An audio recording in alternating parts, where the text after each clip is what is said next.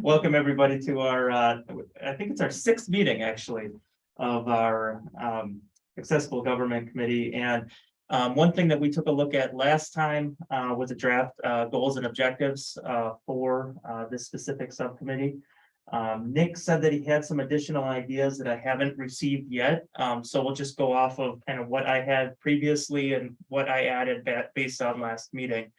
And so what I'd be looking to the subcommittee to do would be to help flesh out these goals and objectives, as well as some of the strategies that I have listed. And so those that are here have the draft in front of them right now. And then I'll share my screen for those who are joining us online. Carlos, are you able to email that over too, so we could have it pulled up? Yes, I can email that over to you. Let me see. I can get in here.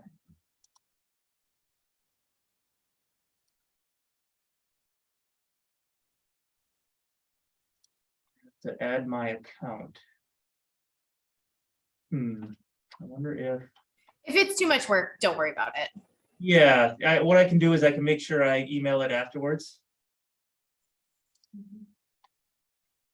It's just a simple Word document, so it should be relatively easy to pull up. And so kind of what we talked about, the first one we talked about at the last meeting was something that we've been hearing really across the board with all of our subcommittees is improved communication from city to residents, or improved communication, period. And under that objective, centralized communication, creating a position or department responsible for city communications, just based on our conversation thus far. And then also after talking to Monica and realizing how many things that position is responsible for. Also increasing methods of communication, so communicating across digital and non-digital platforms. I think we do the minimum right now, except for a couple exceptions. And then increase the amount of easily accessed public information. So increase the amount of information on Beacon, Laserfish, internet sources.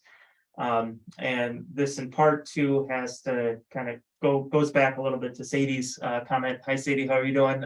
From the last meeting, just about the amount of publicly available information that's on our Beacon website, specifically related to mapping and other information that the city has available, but not necessarily on the Beacon platform. So increasing the amount of information that we can get out there. Does anybody have any suggestions related to that goal, those objectives, or some of those strategies that are in the bullet points there? I would just add within each of them that they're like very user friendly. Definitely.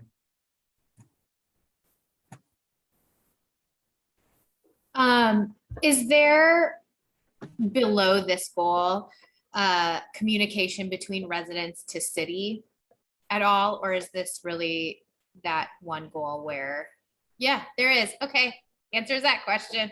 There we go. Yeah, so it goes both ways, for the city to the residents and residents to the city.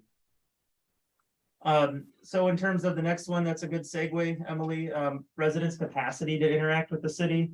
And education, additional education on city processes and requirements, creating it such as, for instance, creating a how-to for public meeting participation, so it isn't as intimidating to stand up to the speaker podium and present your case. Somehow linking to a summary of Robert's Rules of Order. You don't got to go through the whole big thing, but what's the quick and easy 2-pager.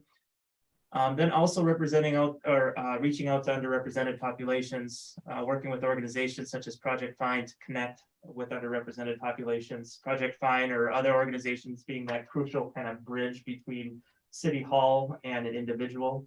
I think that's really important because sometimes it can be intimidating for somebody from the city to directly reach out to somebody who isn't necessarily involved with city business all the time. They're wondering what's going on here. Can I trust you? That type of thing. So that's where kind of a bridge builder such as Project Find can be very, very valuable in situations like that. And then also reaching out to new residents and creating a program for onboarding new residents. Any comments or questions related to to that one, and I guess not just that one, but the other previous one too, if we went a little bit too fast here. I've been thinking about goal number 2 a lot lately. Kind of in light of the community engaged production that Great River Shakespeare Festival did. And I'm thinking about enhancing residents' interaction with the city and talking about onboarding new residents, but thinking about how to onboard residents into official roles, like knowing how to run for council, knowing how to be appointed to commissions. I'm not sure what the terminology I'm looking for is, but making clearer pathways for civic involvement by residents. I would agree with that.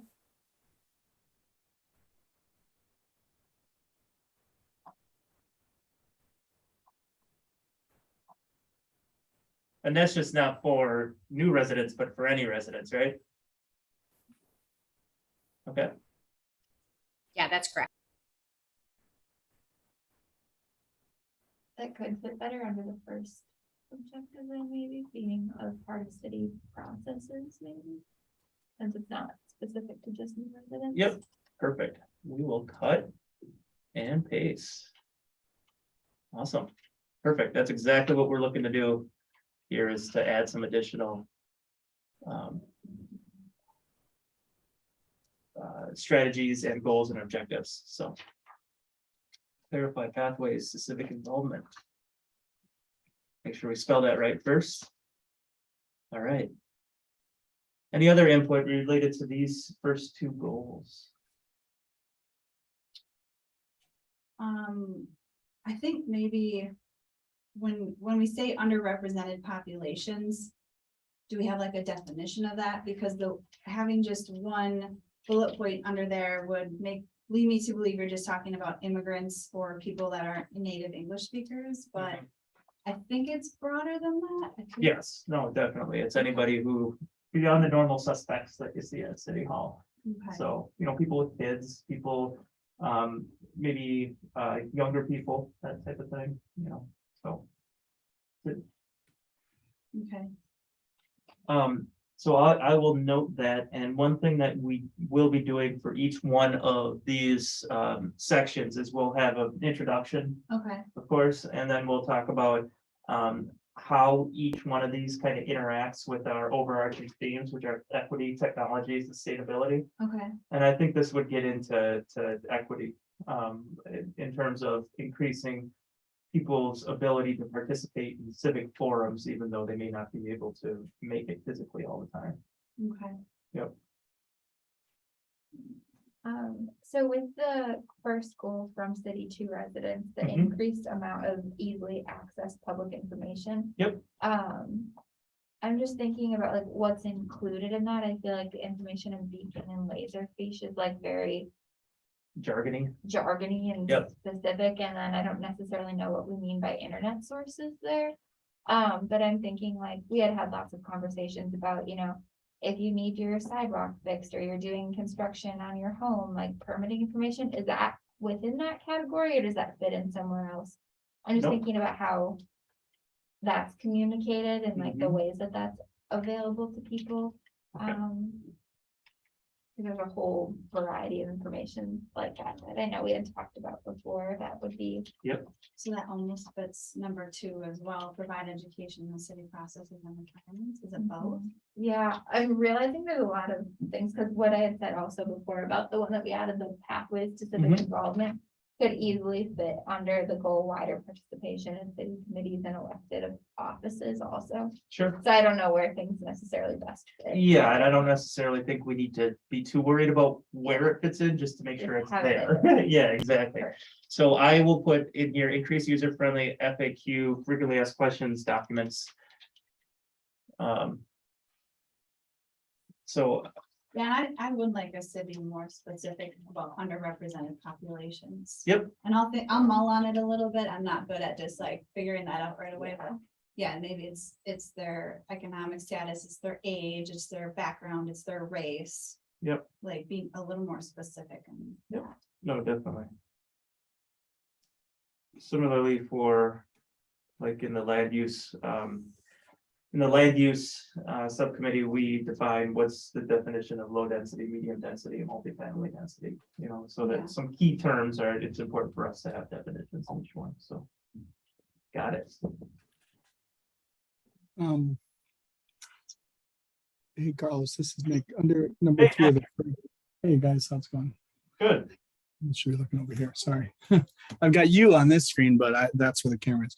Okay, under the first goal, number 3, looks like you updated it, yeah. And like, I think along with the FAQ is there's just this general sense of like usability or wayfinding, like the ability, you know, increase usability of maybe city website, you know, or wayfinding, things like that. I think, because it says easily, so I think we have to kind of take steps, you know, the first 2 kind of refer to the types of information available or the amount of information available. But in this case, I think having a specific objective about increasing the usability of, you know, public information systems, whether it's a website or even forms, you know, that are more usable. This includes things like plain language and other kinds of conventions. Definitely. And I can finesse the exact text after the fact. I just want to make sure I'm capturing it here. And thanks, Nick. All right.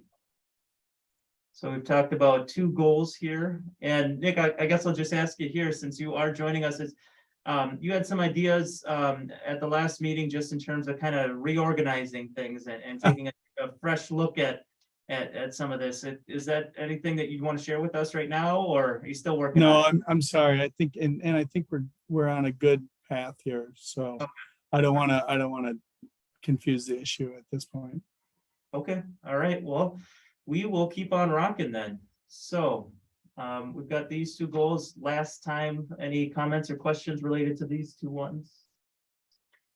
I'll just say, overall, I know you guys are probably busy, but I would have probably liked to see this beforehand. Like there was this wasn't given to us before the meeting, so I'm Yep. just wondering if we would have another chance to massage this Definitely. at the next meeting. Mhm. If we can get a copy of it prior to the meeting. Yep, sure And can. like I said, that's not, I understand you guys are busy, it's just, Yep. I didn't look till today and I was like, oh, there's nothing there, so hopefully. Yep, no problem. That sounds Yeah. good. I think on the second goal, numbers 2 and 3, more so 2 than 3. Reach out feels a little bit weak, you know. I think we should aim a little higher, like maybe Engage. involve, you know, or you know, take measures to involve underrepresented populations. Sure. Or inform and involve, I guess. But reach out just sounds like you can achieve that objective simply by doing some kind of outward act instead of like getting to something more that's results oriented, like seeing that involvement in decisions by those who aren't representative. There's no follow-up necessary when it's just reach out. It's like, oh, I did it. I sent them an email or something. And this, if it's involving or engaging them, I think we will actually see results then. Okay.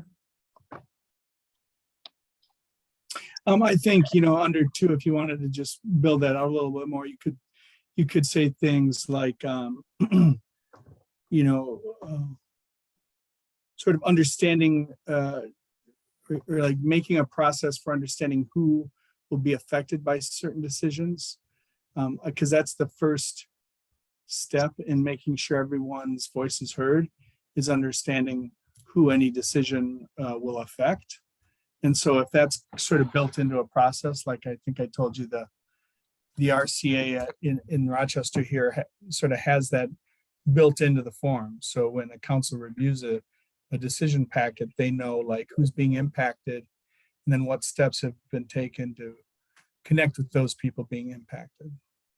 So like a rubric, would you call it, or what's the terminology in the city? I'm envisioning like questions for whoever is involved with the decision to like consider, like, who is this going to impact? I think In what commission ways does is that it with- going to impact I them? Mhm. got called Carlos. I remember when I was on the planning commission, it was always a standard, like, review of certain things. Yeah, That might exist today, so. yeah, and it does to a certain extent because we have our specific standards in our code, but I think that could be greater than, what the planning commission typically looks at. Oh, yeah, the content would be different. I'm just Yep. wondering if there was a terminology that it's called, like it's a. Not off the top of my head, but Okay. just understanding who a decision will affect. Let me, like I Yeah, said, work on Right, the yeah, wording for that. wordsmith, yeah. Yeah, Mhm. but I've got it. So, and I understand exactly what you're saying next, so. Yeah, I think with that, like, you have to actually go out and talk to various different groups of people to understand from their perspectives how something is going to affect them. Like, we could just, whoever's making a decision could just like sit there and think Uh-huh. about it, but I don't know that that needs to be in there. I'm just thinking about that. But, Mhm. I was also thinking, maybe listing a couple other potential organizations or groups, Oh, yeah. in addition to Project Find, Yep. not to create a comprehensive list by any means, but just to, like you were saying, if we're trying to more so define who underrepresented populations are, we can have a few different categories of Yeah, populations that are served by various organizations, so it gives people some different ideas about who might be Yeah, right. underrepresented. right. I will fill in some blanks. Sounds good. All right. You guys hear horns honking in the distance? That's people going into the roundabout behind me on Highway 61 there. It's been entertaining place to live the last couple months. Wow. All right. I haven't been down there yet. That's right. It It's- opened on yeah, it's Monday. A little scary. I I'm just not- drove through it twice yesterday, and I was like, I don't like this. Yeah, I've done it. Like, it's not completely done though. Yeah. Sorry, that was total my fault to just be like squirrel. So getting back to this, number 1, bullet point 3, I like that. Let's just add mentorship to that bullet point somehow, because I know we've mentioned goal 2, objective 1, bullet 3. Yep. Yeah, I think that mentorship is kind of an example of a pathway. Yeah, well, I know we've mentioned it before, others have mentioned it, and I just wanted to, I think that's a good concept to include, be sure we include. Definitely. All right. Captured. They're all set. May I just ask a question about, goal 1? Yep. Number 3. Like, to me, that's not super measurable as an outsider. Like, I'm just wondering, does it need to be more detailed to be measurable, meaning increase the amount of information on Beacon? Like, someone could add one thing and say they met the goal. Like, is there very specific things on Beacon we can be adding? So is it, and I think someone mentioned trees. I don't know if that's an example or not. Like, Yeah. add our tree plan on Beacon, add our water plan on Beacon, like, because otherwise I'm afraid it's just gonna get lost in translation. Because Sure. I don't know what that means. Yeah, and the difficult thing is that, as soon as we figure out exactly what we want, we're probably gonna want different stuff in the future. That's kind of why I want to leave it a little bit open-ended. Okay, And some things aren't all appropriate to be on Beacon. You know what I mean? Right, So, right, but I understand what you're saying, and let me see if there's a way that we can maybe specify a little bit more without getting too prescriptive. yeah, and too many guardrails where it's like you're stuck on something that, Yeah. yeah, I see what you're saying. Is that a place where it might be appropriate to, I don't know if this is accessible government, but like government accessible to each other, like one office is able to access the other office's information. For example, like the engineering department had my address and my name wrong, but the water department doesn't. Like, is that accessible government? Because to me, increasing the amount of information available also goes within the branches of the city government as well. Mhm. I think what we can fit that under is our next goal, enhance residents' interaction with the city. Yeah, there you go. So that Emily doesn't have to worry about different departments having different information any longer. So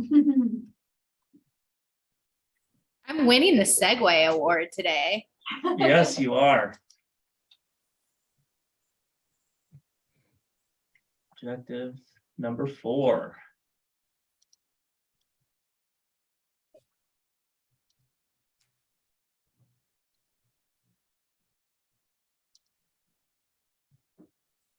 You have to give me a break. I'm not 100% when it comes to I get so frustrated by Good Yeah. luck.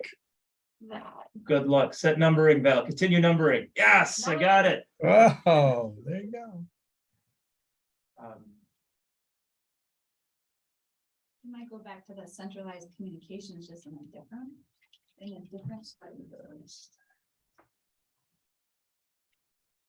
Information. Yeah. City departments. Yeah.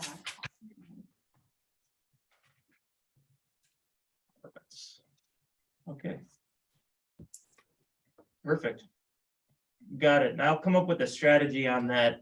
I think that's some more of an internal discussion on how we can do that.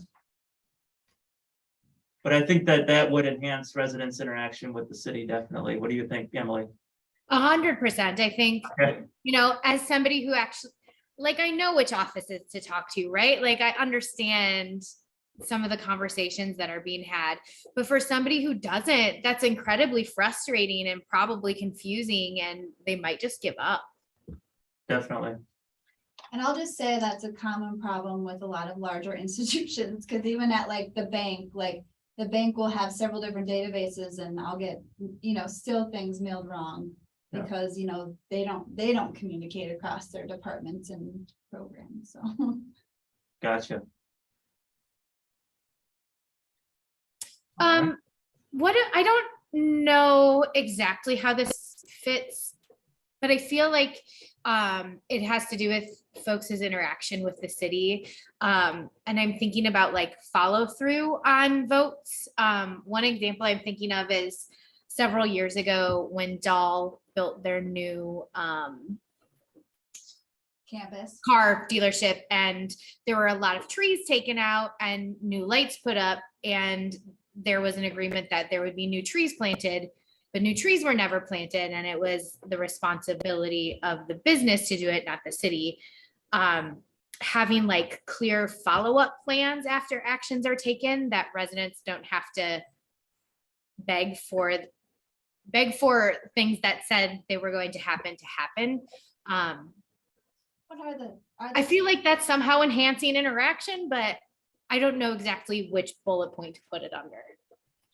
Yeah, that can be a difficult thing because you have individual projects that, get approved, and then, people, for instance, or, people who are doing projects put the stuff in that they need to put in, but then it dies, and do they have to re-put it in? That's something that we're dealing with in another project, and it's hard to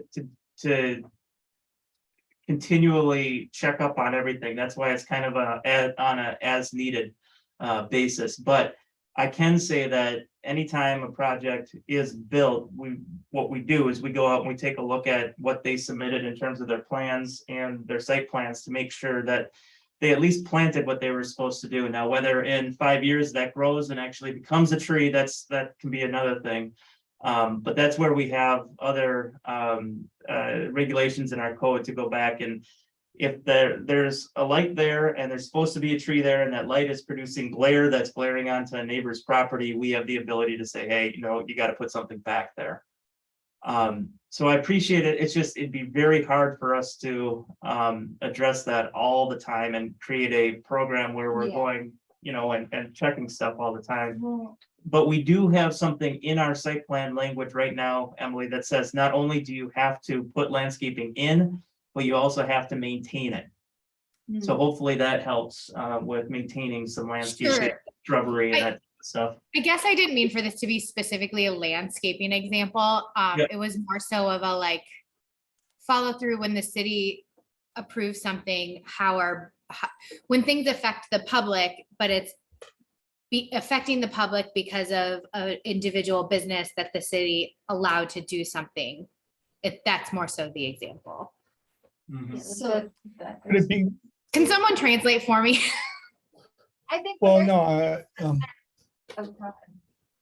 I'm trying to think about that comment in the framework of accessible government. And because follow up on the agreements, that's city staff kind of just doing their job, or, and I'm trying to think of this in terms of accessible government.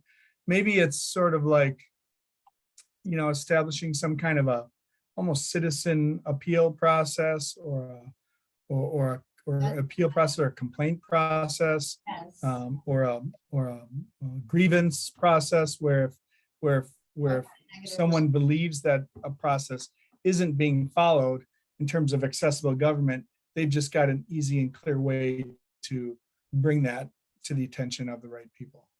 I don't know, how's that? I would say bringing to the attention is the big part, like having the right place to go to say, hey, because like Carlos just said, they don't have enough time to go and make sure everyone's doing what they need to be doing. But if a citizen could inform them, then they might be able to react to it. And I think that's perfectly fine. Unless it gets to be a lot for the city. Well, and I think too here, that could fit under building residents' capacity to interact with the city. So an avenue for identifying. Create an avenue. Could be under, I think we're going to talk about customer service down there too. That could be there. Yep.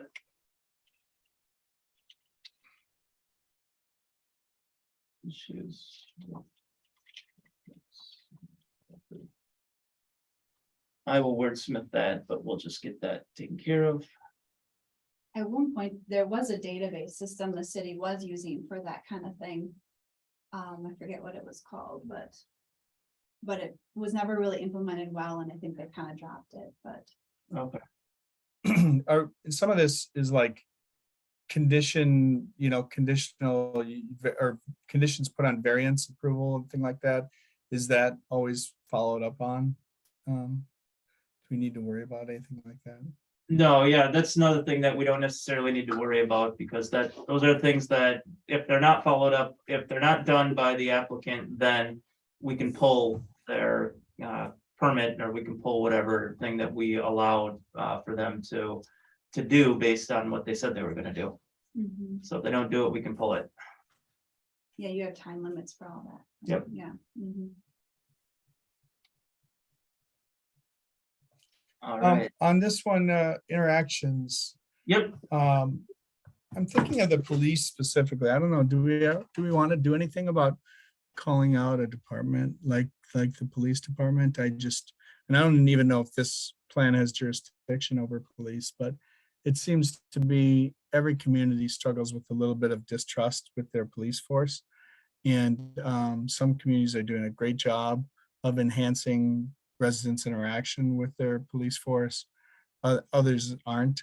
I'm thinking of the whole kerfuffle around East End Rec, and how it's heartbreaking to see how much distrust and animosity there is in the community with our police force. And I think it's super duper important that the chief and the department walk the talk when with regard to community policing.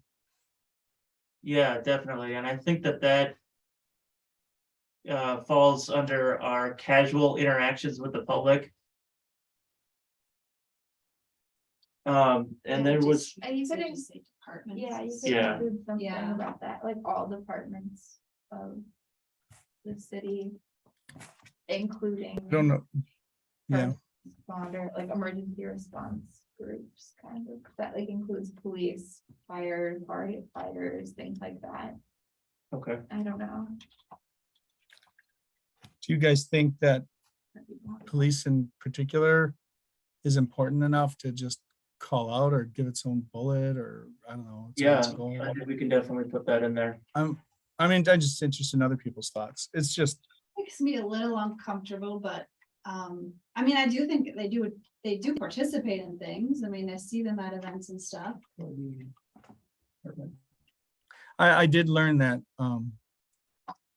they just ended up calling back the 2 community service officers that Chief Williams had designated as community service officer. They're back on patrol now because of budget problems. What, really?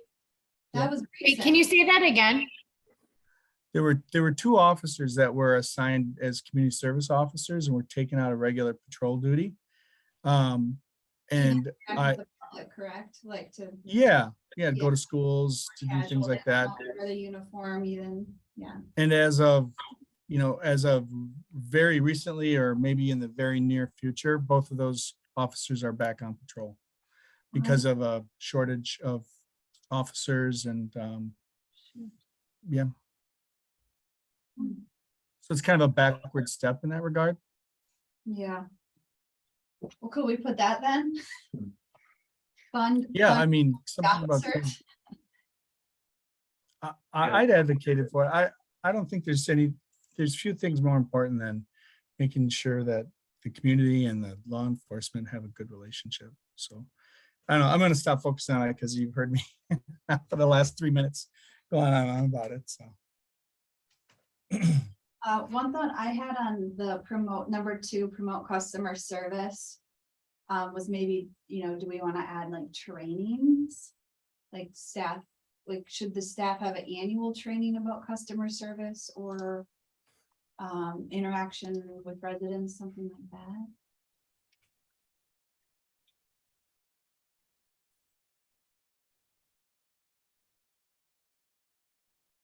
Customer service trainings. Or with certain populations. Yeah.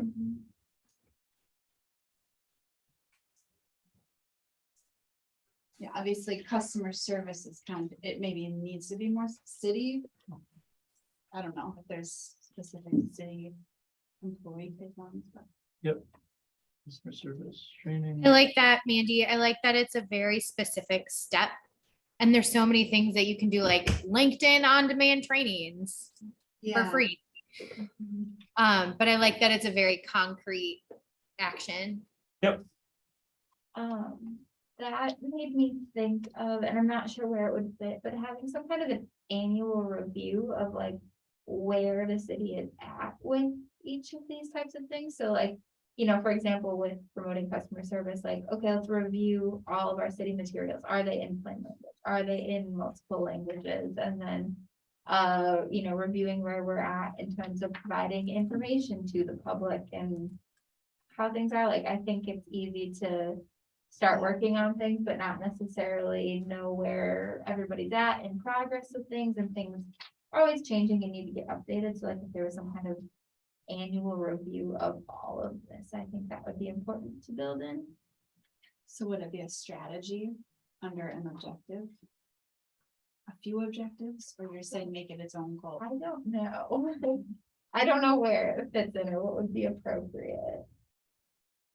Well, and I think some of this gets into the implementation portion of the comprehensive plan where, you have short-term, long-term, medium-term, and then some things are just ongoing that you always want to continue doing. And I think that this is part of it, that, we could translate all of our documents into plain language, but then the next year we'd have 5 more that we need to do, that type of thing. Yeah. But definitely, when it comes to figuring out how much have we achieved, that's something that's super important, especially, not just in reporting out, but also when you're talking about, how much of the plan have we been able to actually implement. And the existing plan, I've said it a couple of different times, but just taking a look at our implementation section from 2007, we've done 80% of the things in the plan that we set out to do in 2007. So there's still a lot left to do, but we also made some very good steps between 2007 and now. Yeah.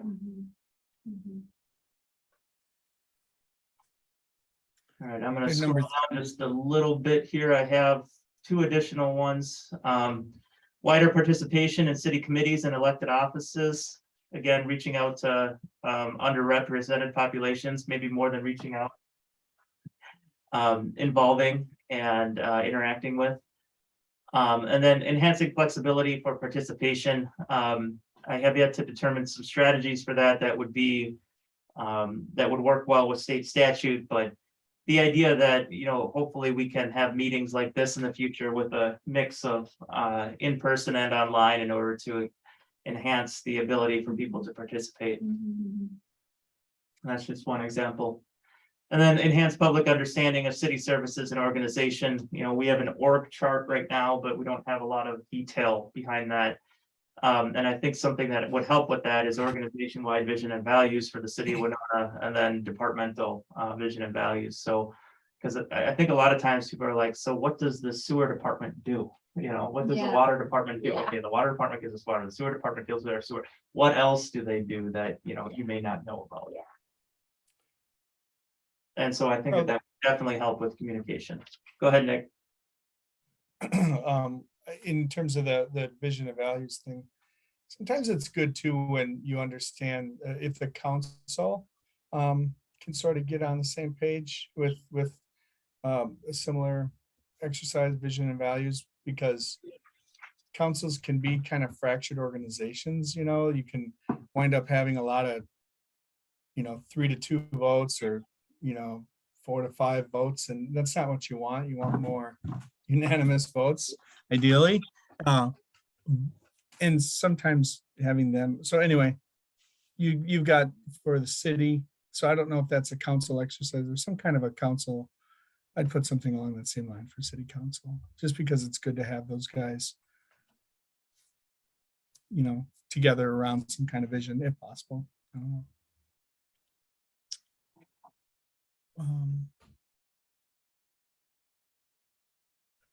Yeah.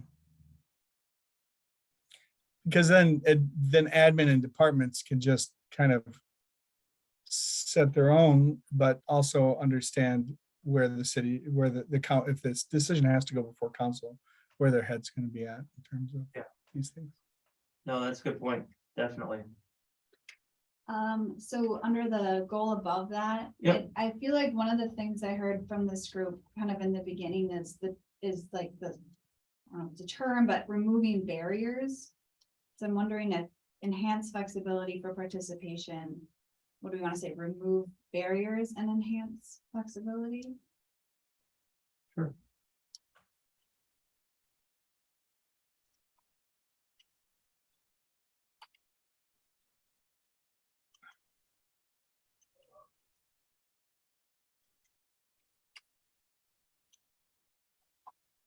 Yep. There we go.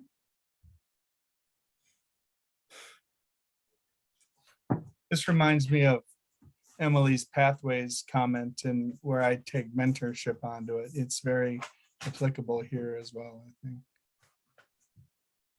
I think too, I love the idea of mentorship. I think it's tricky because elected officials cycle through so fast sometimes, or they're really busy. I think having even past elected officials, you know, people who aren't doing it anymore, keeping, you know, people plugged into the process, because I think that mentorship is a good idea, but realistically speaking, I see that as something that people will drop first when they have other demands. Yep. Gotcha. All right, I added that under our first goal, or our second goal then. Past city officials, for example. Yeah. All right. I'll just go back down to the last two here. Did we ever talk about, you know, just more information about committees and boards would be helpful. I know that I was appointed to a board for a little while, and there wasn't much information at all available about that board. I think it varies from board to board or commission to commission, and so maybe some level of consistency between boards and commissions in terms of what kind of information they make public and what the expectation is there. Like a branded packet of this is the Heritage Preservation Commission. Here's what they do. Here's what they don't do. Yeah, Here's their scope of work. Here's the Planning Commission. Here's what they do. Here's what they don't do. Because there's nothing, Carlos, am I correct? Like, the committees have their charters, but there's no uniform, like, branded, this is what these commissions and committees do. Yeah, each one has their individual one, but could they be more consistent? Yes, definitely. I think Monica showed us an area where that's all on the website, not to say that every committee has the same information up there, but I do think it's out there. Yeah, each Uh, one was very different. I remember Yes. what information they. I imagine that to be a sub, under the goal of participation. Under this one right here? Yeah, only because, but I mean, that would be useful You're in many saying ways, but like that's educate- what I was Ah, no, you're right. You're right. There we go. I think you're right. I think that fits good. greater consistency of public information, you know, for boards and commissions. Public information. Okay.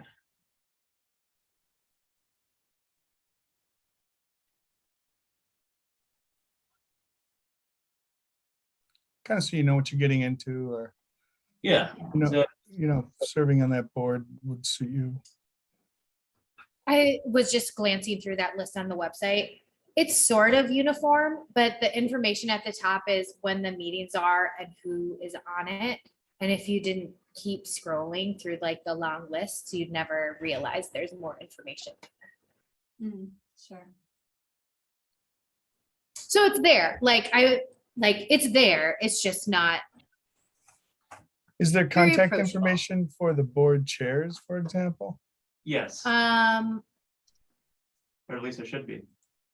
there, Depends. I don't think there is. Depends, yeah, I think even when Monica. going- There's no contact information. You just can use the form.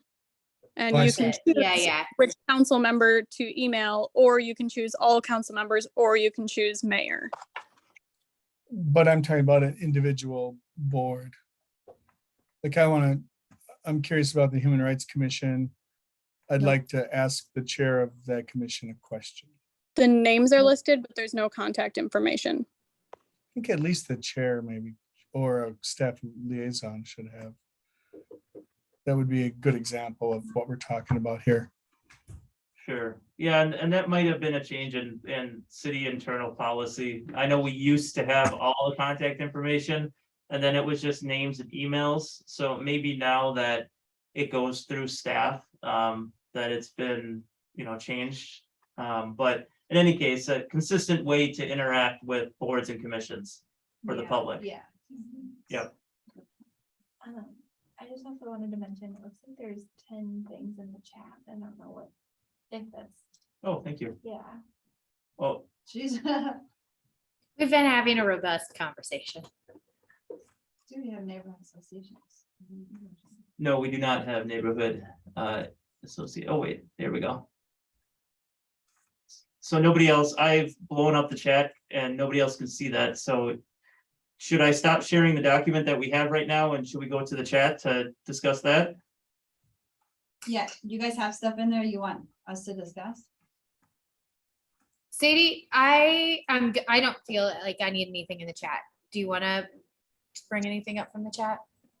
I don't think we have to stop sharing the document. I think the chat is relevant to the things that we have in there.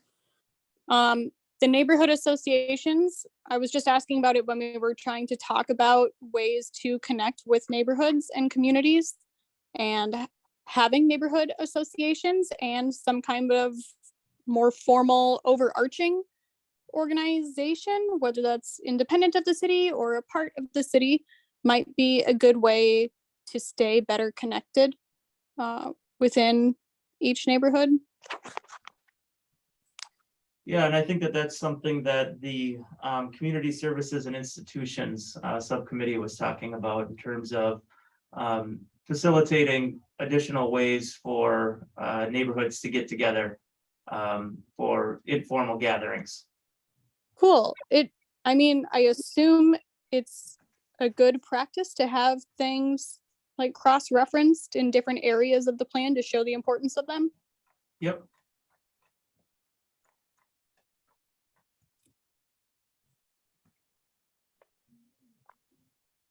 On the casual interactions, something might be, pursue, sponsorships or other, third party, relationships, for these events.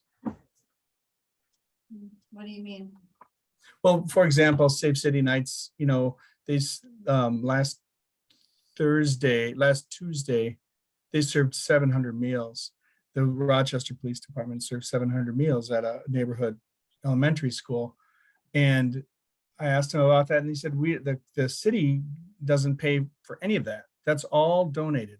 So it was Think Bank and Mayo Clinic and a couple other people sponsored those meals. So it's just a matter of like having to have sponsorships or other outreach for people who might be interested in funding some of these casual events, or just cooperative events, not relying solely on the city staff and budget to carry the weight of sponsoring and funding these casual interactions, I guess. Is what I'm saying.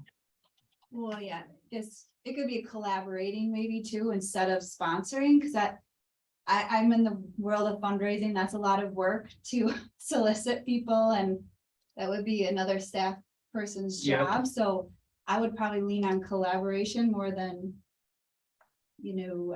sponsorship, I guess. Like, for example, I think when Carlos did Pints and Find some policy. Policy Yep. that you were collaborated with Engage Winona, was it? No, it was It just was a bunch mostly of, it was just a bunch of us who were bored. no, frustrated, I would call it. I think that's a better way to put it. We're like, wait, what, that happened? Yeah, that happened. So yeah. Yeah, but that didn't cost the city any money, just, staff time. And But the so, city wasn't at every single one. No, there were various. okay, Yeah. okay. Well, I'm just saying, I don't know, it makes me nervous to say, let's get sponsorships for events, I guess. I know I personally was thinking more like they would just go to existing events sometimes. And then also, it'd be some free type things, not necessarily. Like you said, they serve meals, that's really great, but I think Winona has a lot of great nonprofits that probably already accomplished that. So I don't know that that's a need for the city to put together, So maybe what we can do is explore sponsorships for assistance in funding events and explore partnerships for participating in existing events. Was that Mandy who just made the comment about a lot of nonprofits in town? Yeah. Collaboration. Yeah, I kind of think in our next meeting, we should try to invite some folks from the nonprofits and the other entities that regularly interact with the city or the county in some way. And invite maybe a couple of council members to speak to us about what they think is important in making sure that we have a comprehensive scope of what accessible government is and the needs that currently exist.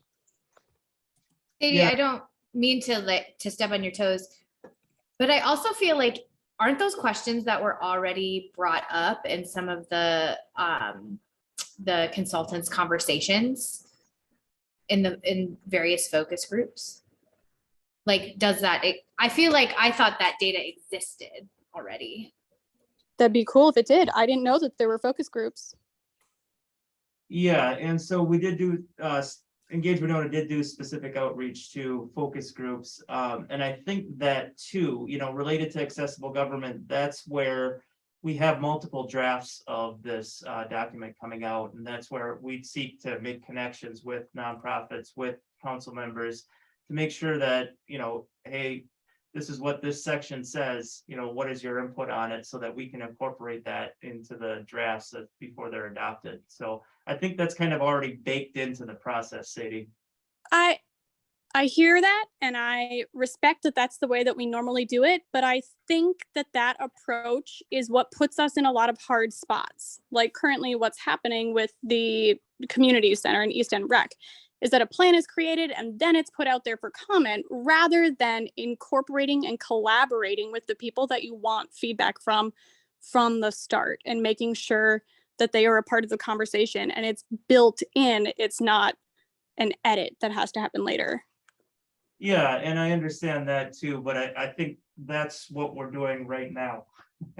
And so, you know, and that's what we've tried to establish up through this process so far. And that's why this process isn't necessarily, we're putting a plan out there and then it, you know, it's adopted. That's why specifically wanted to have multiple drafts of this document available and involve over 120 people in creating the document, you know, from the ground up, which is what we're doing right now. So the only reason I'm hesitant with that is we're hitting our heads against a timeline here, which is basically the end of August.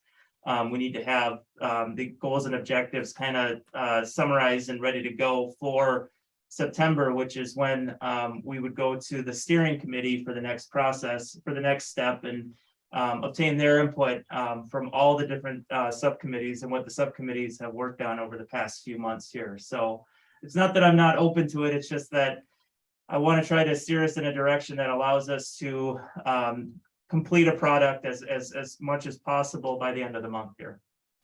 Carlos, could I also say that I feel like I agree with you, Sadie. I think we do need to start putting comments at the beginning instead of making it edits. But I actually think our focus group is meant to be that. Like we are made up, the focus group in this room right now, we have a rep from Project Fine, we have a rep from the Community Foundation, we have a rep from Outdoor Recreation. I think we're meant to be those entities right now. That's why we're on this particular group. Does that make sense? Like it's not everybody, but we're serving those representative roles as representatives of the nonprofits that we sit with. And to add to that, I do think that the report that Engage Winona did also did the work of trying to get a lot of different people involved. So I think maybe we should all be sent that document again so we can review it and make sure that we feel like the voices that were heard during the Engage Winona process are being represented in this document. Forget what it was called. Phase 1, right? Phase 1, yeah. Yep. And so, yeah, that was encapsulated in kind of the phase 1 engagement summary, which I can send out as well, in addition to this document here that we're working on so that you have it prior to our next meeting. That'd be great. So we can all. Yep. Yeah.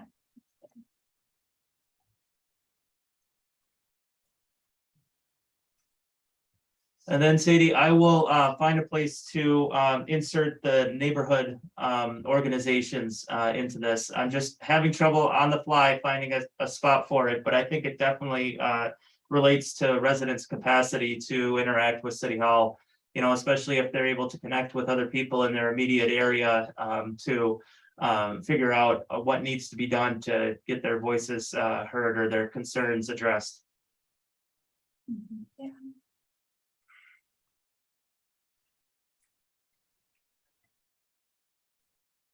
Okay.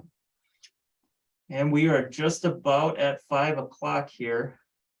I have one other thing. I don't know if this was discussed last time, because I couldn't Sure, remember if it was yeah, the last no. meeting or not, but this is all like accessibility to information and how things operate and getting involved in the government. Yep. Any discussion on having a goal about like physical accessibility of government locations, like ADA accessibility with a website even, things like that?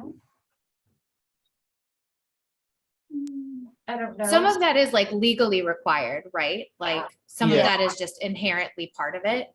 Yeah. But if there's any way we could enhance that or like have it be something that's considered more in the future, I don't know if that's worth including, but Sure.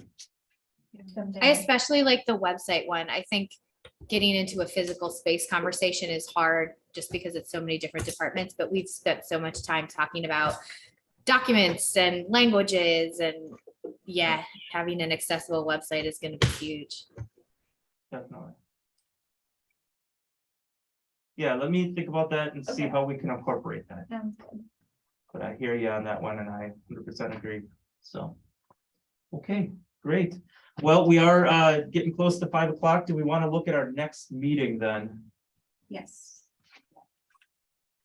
So as I mentioned or alluded to, what we'd be looking to is by the end of August, starting to finalize this draft. So perhaps what we'd like to do is meet in another 2 weeks, one meeting and then a final meeting at the end of August. That sound good? And then we'll wrap things up then? Okay. So 2 weeks out would put us at August 16th. Do we want to do 4 o'clock or we originally were doing 4:30, but we did 4 o'clock today because there's another event coming at 5:30. So do we want to go back to 4:30? Does I'm that work fine better? with either. I actually. I can't, prefer A little bit. I'm gone. I can't do that day at all. Okay. Nick and Sadie, does 4 or 4:30 work better for you? 4:30 works better for me. Okay. I'm so sorry. I just realized my video hasn't been on this whole time. I thought you guys could all see my head shaking and stuff. Oh, No, fine for me. okay. So we'll go ahead. Let's do 4:30 since it's easier for most people. So we'll do 4:30. Carlos, will you be able to share this ahead of time and I can just send any comments and thoughts I have so you have them for the meeting? Yes, since I can't yes, do that? I will. Great, Yep. thank you. Sounds good. All right, so 4:30 on the 16th. We will see everybody in 2 weeks. Thank you. Bye, guys. Bye. So where is Luke then?